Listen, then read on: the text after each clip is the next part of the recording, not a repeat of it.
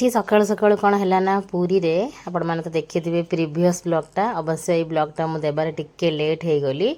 ତ ଏଇଟା ଆମର ପୁରୀର ବ୍ଲଗ୍ଟା। ତ ପୁରୀରେ ହୋଟେଲରେ ସକାଳୁ ସକାଳୁ କ'ଣ ହେଲା ନା ଉଠିଲା ପରେ ପରେ ସେପଟ ରୁମ୍ରୁ ବର୍ଷା ଆସିଗଲା। ବର୍ଷା ଝିଅ ଦେଇ ଏମାନେ ସମସ୍ତେ ସେପଟ ରୁମ୍ରେ, ଆମେ ଦୁଇଟା ରୁମ୍ ନେଇଥିଲୁ। ତ ସେପଟ ରୁମ୍ରୁ ଆମ ରୁମ୍କୁ ଆସିଗଲେ। ଆମ ରୁମ୍ରେ ମଜା ହେବ କାହିଁକିନା ପୁଅ ଅଛି ଏଇଠି, ସମସ୍ତେ ପୁଅ ପାଖକୁ ହିଁ ଆସିବେ, ରିଷି ପାଖକୁ।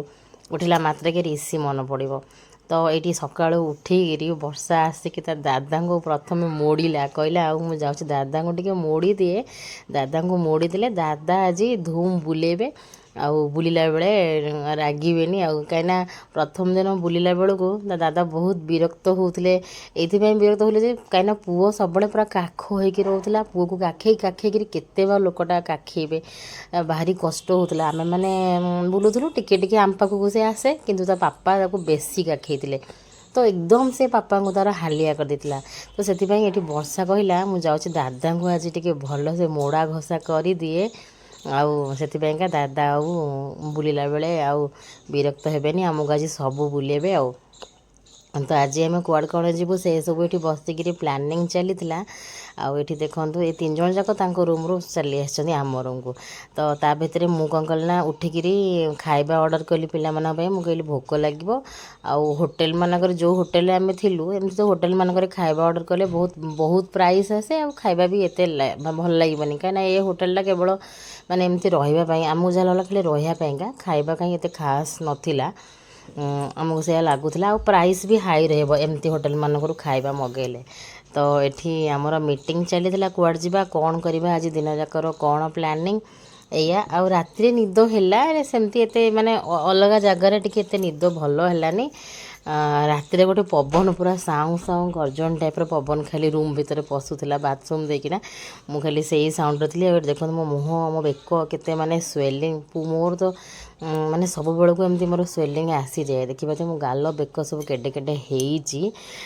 ଅବଶ୍ୟ ପାଖରୁ ଦେଖାଉଛି କ୍ୟାମେରା ଲାଗିବ। ତାପରେ ମୋର ସବୁବେଳେ ଫୁଲି ବି ଥାଏ, କାହିଁକିନା ଆମେ ପୂର୍ବଦିନ ଆସିଲା ପରେ ପରେ ଟଙ୍କ ତୋରାଣି ମେଞ୍ଚେ ପିଇଥିଲି, କାକୁଡ଼ି ଖାଇଥିଲି, ରାତିରେ ସାଲାଡ଼, ଏମିତି ସବୁ ହେଲା ପରେ ସକାଳକୁ ମୋର ଏସବୁ ଖାଇଲେ ମାନେ ଫୁଲିବ, ମାନେ ନିହାତି ଫୁଲିବ। ତାପରେ ପୁଅ ଏଠି ଉଠିବ ବୋଲିକା ଦେଇ ତାକୁ ଟିକେ ମୋଡ଼ା ଘଷା କଲା, କାହିଁକିନା ସିଏ ପୂର୍ବ ବ୍ଲଗ୍ ମୋର ଦେଖିବେ ପୁରୀର ଦର୍ଶନ, ଜଗନ୍ନାଥ ଦର୍ଶନ, ସେଥିରେ ରିଷି ବଡ଼ଦାଣ୍ଡରେ ଏତେ ଡେଇଁଛି କୁଦିଛି, ପୁରା ବହୁତ ସାରା ବଡ଼ଦାଣ୍ଡରେ ଜଗା ଆଗରେ ସେ ବହୁତ ମାନେ ଖେଳିଛି, ବହୁତ ଖେଳିଛି, ମାନେ ଆମ ଇଚ୍ଛା ପୂରଣ ହେଇଗଲା। ତାପରେ ମୁଁ ଆସିଗଲି ବ୍ରସ୍ କରିବା ପାଇଁକା। ଆଉ ସେପଟରେ ହଜବେଣ୍ଡ ବି ଗାଧେଇ ବାହାରିଲେ। ଆଉ ସିଏ ଗାଧେଇବେ ବୋଲିକା, ଆଉ ବାଥରୁମ୍ ଜାଣିଛନ୍ତି ହୋଟେଲ ବାଥରୁମ୍ ସେ ଯେଉଁ ବାଲ୍ଟି ଫାଲ୍ଟି ସବୁ ଥାଏ, ମାନେ କେତେ କେତେ ଲୋକ ୟୁଜ୍ କରିଥିବେ, ତ ଗୋଟେ ମାଇଣ୍ଡ ଗୋଟେ ଭଲ ଲାଗିବନି। ଘର ପରିକା ମୁଁ ଏଠି ଲାଗିଗଲି ବାଲ୍ଟି ମଗ ମଜାମଜି କରିବାରେ। ଆଉ ଏ ସିନ୍ଟା ବି ମୁଁ କହିଲି ଦେବି, କିଏ କିଏ ସବୁ ଏମିତି କରନ୍ତି ବାହାରେ, କେଉଁ ହୋଟେଲ ଫୋଟେଲରେ ଯଦି ଯାଇକିରି ଷ୍ଟେ କରନ୍ତି, ଏମିତି କରନ୍ତି କି ନାହିଁ। ତ ମୁଁ ଡ୍ରେସ୍ ଟେକି ଟାକିରି ତାଙ୍କ ପାଇଁ ମାଜି ମୁଜିକି ଧୋଇକି ଆସିଲି, କାହିଁକିନା ମୋ ହଜବେଣ୍ଡ ଯିବେ ଗାଧେଇ। ଆଉ ଏଇଠି ତ ମୋ ଝିଅର ମଜା କହିଲେ ନ ସରେ। ମୋ ଝିଅର ଏଇଠି ଏମିତି ଯଦି ଭ୍ୟାକେସନରେ ଯାଏ, କୁହୁର ବହୁତ ସାରା ଖୁସି। ତ ଏଠି ଭାଇ ଭଉଣୀ ତାଙ୍କର ମସ୍ତି କରୁଥିଲେ। ଆଉ ମୁଁ ଜୋମାଟୋରୁ ବ୍ରେକଫାଷ୍ଟ ବି ଅର୍ଡ଼ର କରିଦେଲି, କାହିଁକି ଯେଉଁ ପୂର୍ବ ରାତିରେ ଯେଉଁ ରେଷ୍ଟୁରାଣ୍ଟରୁ ଅର୍ଡ଼ର କଲି ଶ୍ରଦ୍ଧା କିଚେନ୍, ତ ତାଙ୍କ ସେଇଟା କ୍ଲାଉଡ଼ କିଚେନ୍ଟା, ଯେହେତୁ କ୍ଲାଉଡ଼ କିଚେନ୍ ତ ଘରୋଇ ଖାଇବା। ତ ମୁଁ ରାତିରୁ ଦେଖିଥିଲି ଯେ ତାଙ୍କର ପରଟା ଚା' ମିଳୁଛି। ସକାଳେ ଗରମା ଗରମ ପରଟା ଚା' ମଗେଇଲି। ଟ୍ରାଭେଲରେ କୌଣସି ବରା ଇଡ଼ଲି ଏସବୁ ଖାଇବାକୁ ଏତେ ଇଚ୍ଛା, ଇଡ଼ଲି ଚଳିବ କିନ୍ତୁ ବରା ଘୁଗୁନି ଖାଇବାକୁ ଇଚ୍ଛା ହେଲା। ଏଠି ରେସିର ହରକତ ଦେଖନ୍ତୁ, ଦେଇ କହିଲା ଆଉ ମୋ ଗୋଡ଼ ଟିକେ ମୋଡ଼ିଦେ, ମୁଁ ତୋତେ ମୋଡ଼ିଲି, ଆଉ ତୁ ମୋତେ ମୋଡ଼ିଦେ। ମୁଁ କି ଦେଖ ବଡ଼ି ହଲୁଛି କେତେ ଜୋରରେ, କିନ୍ତୁ ମୋଡ଼ା ନାହିଁ। ତ ତାର ରାଗ ହେଇଗଲା, ସେ ଗଡ଼ି ପଡ଼ିଲା। ତ ଆମେ ଏମିତି, ମୁଁ ବାଥରୁମ୍ କ୍ଲିନ୍ କରିଦେଇକି ଆସିଗଲି। ମୋ ହଜବେଣ୍ଡ ତାପରେ ତେଲ ଫେଲ ଲଗେଇକିରି ଗାଧେଇବାକୁ ଗଲେ। ଆଉ ଏମାନେ ତାଙ୍କ ରୁମ୍ରେ ସବୁ ଗାଧେଇ ପଡ଼ିଛନ୍ତି। ତାପରେ ମୋର ଯେଉଁ ମଙ୍ଗଳସୂତ୍ରଟା ଛିଣ୍ଡି ଯାଇଥିଲା ଜଗା ଦର୍ଶନ ପରେ ପରେ, ମାନେ ଶ୍ରୀମନ୍ଦିର ବାହାରେ, ତ ମୁଁ ଆଉ ଗୋଟେ ଆଣିଥିଲି, ସେଇଟା ରୁମ୍ରେ କାଢ଼ି କୁଢ଼ିକି ସକାଳୁ ଲଗେଇ ନେଲି। ତାପରେ ହଜବେଣ୍ଡ ଆସିଲା ପରେ ପରେ ପୁଅର ଟିକେ ଖବର ବୁଝିଲା ପରେ ପରେ ମୁଁ ବି ଗାଧେଇ ଯିବି। କିନ୍ତୁ ତା ପୂର୍ବରୁ ଟିକେ ପରଟା ସହିତ ଚା' ମଗେଇଥିଲି। ହଁ, ଗୋଟେ ବଡ଼ ଅନୁଭୂତି ମୁଁ କହିବି, ଏଇଠି ସେୟାର କରିବି। ଆମେ ଯେବେ ଯାଇଥିଲୁ ଶ୍ରୀମନ୍ଦିର ଦର୍ଶନ କରିବା ପାଇଁକା, ଲକ୍ଷ୍ମୀ ମନ୍ଦିରରେ, ମା ଲକ୍ଷ୍ମୀଙ୍କ ମନ୍ଦିରରେ ଆମ ସହିତ ଗୋଟେ ପୁରା ବଡ଼ ଚମତ୍କାରଟେ ହେଲା। ଆମେ ଦିନ ସାରା ହୋଟେଲରେ ଆସି ସେଇ କଥା ହେଲୁ, ବାଟ ସାରା ସେଇ କଥା, ଏବେ ଯାକେ ବି ଆମେ ସେଇ କଥା। ମା ଲକ୍ଷ୍ମୀଙ୍କ ମନ୍ଦିରରେ ଯେଉଁ ନନା ପୂଜା କଲେ, ଭୋଗ କଲେ, ସିଏ ସେଇଠି ଜଣେ ଥିଲେ ଯେ ଲେଡ଼ି କନେଷ୍ଟବଳ, ତାଙ୍କୁ ସେଇ ଭୋଗରୁ ଖଣ୍ଡେ ଦେଲେ। ମାନେ ଇଏଟା ନୁହଁ, ଏଇଟା ସେଇଠି ଭୋଗ କହିପାରିବେ, ତାପରେ ମାନେ ବିକ୍ରି ବି ହେଉଥିଲା, ମାନେ ସମସ୍ତେ ନେବା ପାଇଁକା। କିନ୍ତୁ ଡାଇରେକ୍ଟ ଯେଉଁ ମା ଲକ୍ଷ୍ମୀଙ୍କ ପାଖରେ ଭୋଗ ଲାଗିଲା, ସେଇଟା ହେଉଛି କ'ଣ କାକରା ପିଠା, କାକରା ଭଳିଆ ହିଁ ଲାଗିଲା। ତ ସେଇ କାକରା ଡାଇରେକ୍ଟ ଦେଇ ମୁଣ୍ଡିଆ ମାରିକିରି ପାହାଚରେ ଆସିକି ଠିଆ ହେଇଥାଏ। ତାଙ୍କରି ପୁରା ନନା ସିଏ ଦେଇକୁ ଡାକି ଏ ଝିଅ ନେ ଫାଷ୍ଟ କ'ଣ ଦେଇ ହାତ ବଢ଼ିଲା କ'ଣ ସେ ମନା କଲେ, ତାପରେ ପୁଣି ସେ ନିଜେ ଯାଚିକିରି କେତେ ସମୟ ପରେ, ମାନେ କେତେ ଗହଳି ଭିତରେ କେତେ ସାରା ଲେଡ଼ିଜ୍ ଥାଆନ୍ତି, କିନ୍ତୁ ଆମ ଭାଗ୍ୟ ଏମିତି ମୁଁ ସେ ଲକ୍ଷ୍ମୀ ମାଆଙ୍କ ବେଢ଼ାରେ ବସିଥାଏ। ତ ଦେଇକୁ ଡାକିକିରି କହିଲେ ଆଉ ନେ, ତ ଗୋଟିଏ କାକରା ଦେଲେ। ସେଇଠି ଆଉ ବାକି କେତେ ଲେଡ଼ିଜ୍ ବି ଥିଲେ, ସମସ୍ତେ ଦେଇକୁ ହାତ ବଢ଼େଇଲେ। ମୁଁ କହିଲି ହଁ ଟିକେ ଟିକେ ହଉ ପଛେ ଆମେ ଖାଇବା, ପ୍ରସାଦ ମା ଲକ୍ଷ୍ମୀଙ୍କର ସେଇଠି ଦେଉଥିଲେ, ତ ଆମେ କାହିଁକି ଆଉ ନ ଦେବା, ସମସ୍ତଙ୍କୁ ଟିକେ ଟିକେ କରିକି ଦେଇଦେଲେ। ସମସ୍ତେ ବି ଖୁସି ହେଇକି ଆଶୀର୍ବାଦ ଦେଲେ, ଯାହା ହଉ। ତ ଏମିତି କରିକିରି ଆମକୁ ଯାଇଥିଲୁ, ମା ଲକ୍ଷ୍ମୀଙ୍କ ମନ୍ଦିରର ପ୍ରସାଦ ମିଳିଲା, ବହୁତ ଖୁସି ଲାଗିଲା। ଆଉ କେତେ ଜଣ ଲେଡ଼ିଜ୍ ମାଗିଲେ, କିନ୍ତୁ ସେ ନନା କହିଲେ ନା କେମିତି ଦେବ, ସମସ୍ତଙ୍କୁ କ'ଣ ଦେଇପାରିବି।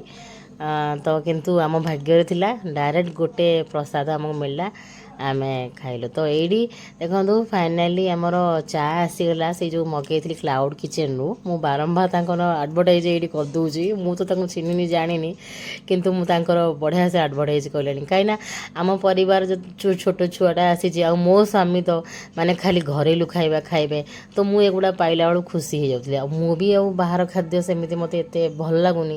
ତ ପରଟା ଆଉ ଚା ପୁରା ଟକଟକ୍ ଗରମ ଥିଲା, ଆଲୁମିନିୟମ ଫଏଲ୍ ପ୍ୟାକେଟ୍ରେ ସେ ଦେଇଥିଲେ, ତ ପୁରା ଗରମ ଥିଲା। କିନ୍ତୁ ଆମକୁ ଗୋଟିଏ ଜିନିଷର କମି ହେଲା କ'ଣ ନା, ସିଏ ଆଉ ୟୁଜ୍ ଆଣ୍ଡ ଥ୍ରୋ ପ୍ଲେଟ୍ ଦେଇନଥିଲେ। ରାତିରେ ଯେମିତି ଦେଇଥିଲେ, ଆମେ ଭାତ ଡାଲମା ବାଢ଼ିକିରି ଖାଇଥିଲୁ, ସୁବିଧା ହେଲା।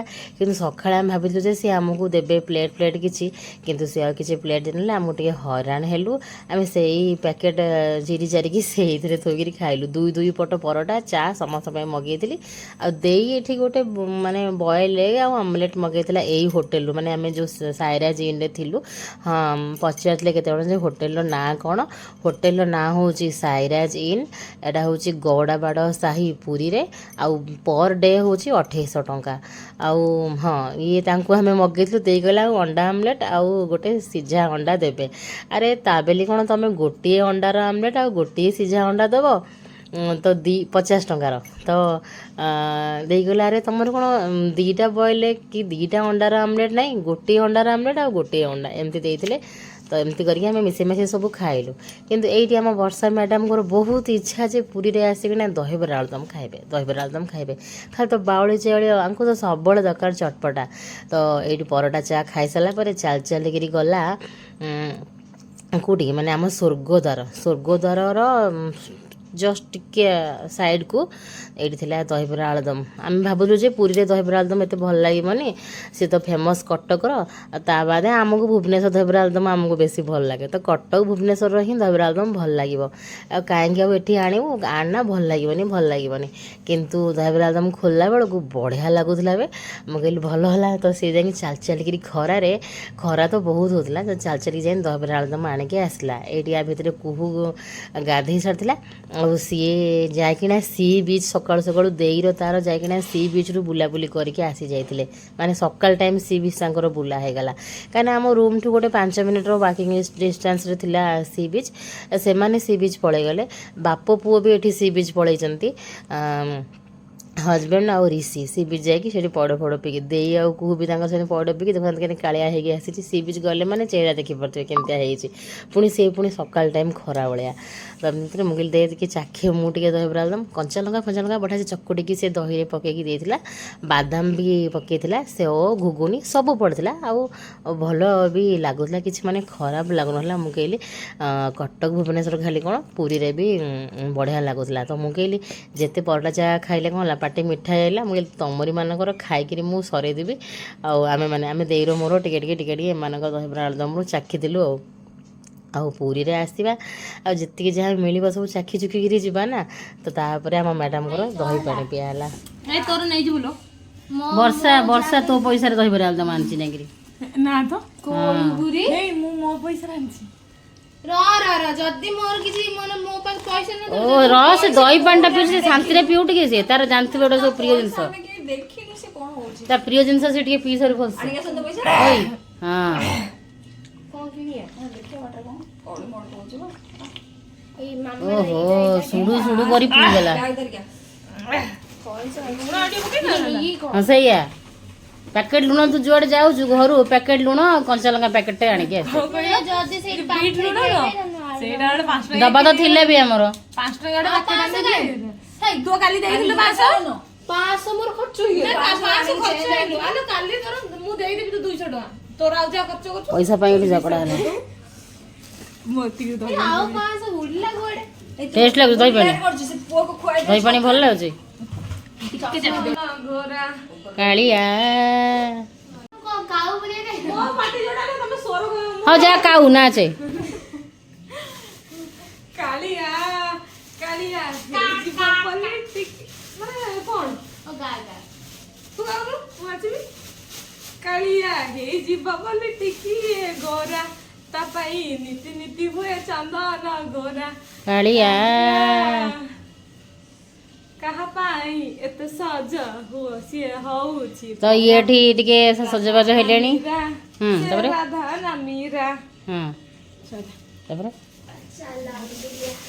तो माने एठी टिके सजबाज होछनी काहे कि जेबे सी बीच आड़े बाहर देखंतु केमिति खरा होची पुरी रे खरा होची माने एबे होची समय 11:15 11:15 एई पटरे गले सी बीच स्वर्गद्वार सब किछि एई पटरे गले on the way Swargadwar and sea beach ए देखन सब केन कपड़ा पत्र सब कुछ आम घर आम रूम आगे गोटे पाल बंधा है मत जहाँ लगुच उठी देखला बेलू मुझे गाँव रे आसिक अच्छे टेंट बंधा है ये रेडी सी बीच को जीव देख पूरा हिरोइन भाया रेडी हो गला सिंपल सा हिरोइन काली बिलई तते कहले तते कहूँ काली बिलई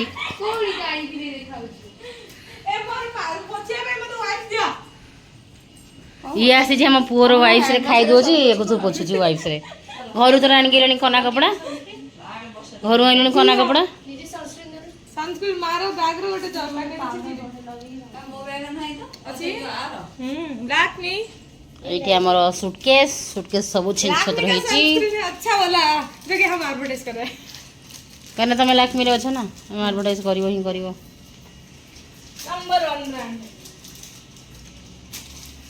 तो ये माँ झील जाऊँ सी बीच आड़े तो चश्मा लगौन सॉरी सॉरी मु कहली जे से माने सी बीच रो आसिले किंतु नाई से माने एबे सी बीच को बाहर की गले तो ये देखो मो पुओ को खाइबा को देवी पुओ तो सेमती किसी खाई पारुनु आमे माने जहाँ मगेले भी से किसी खाइबनी तापई घरू टे छतुआ पाउडर आनी बाकी तो राइस दाल ए सब तो से खाइब लंच और डिनर रे कि बिस्कुट फिस्कुट बेले बेले खाइब कि सकाळे टिके कौन भलसे खाइले दिन साराटा टिके भल चलो तो तापई घरू छतुआटा आनी तापई मु छतुआटा को गोलई देली ताको वर्तमान देई खुआईदेव आउ से गाधे पड़ा भी होटेल गाधे भी दौचु आम ना कि बुलिया को आसीचु ताकू गाधे देबानी ना ताकू भी प्रॉपर्ली गाधे देचु गाधे पाधे से वर्तमान रेडी तापाई ये सेटअप कराऊँच कौन टिके मोबाइल फोबाइल कौन टिके देखले जाइकिना से खाइब आपाई घर 2 बोतल फुटा पानी आनी किंतु गोटे दिन में ही तार पानी शेष तो जो बिस्लेरी पानी गोटे बोतल आनिकी ता बोतल मुझे पुणी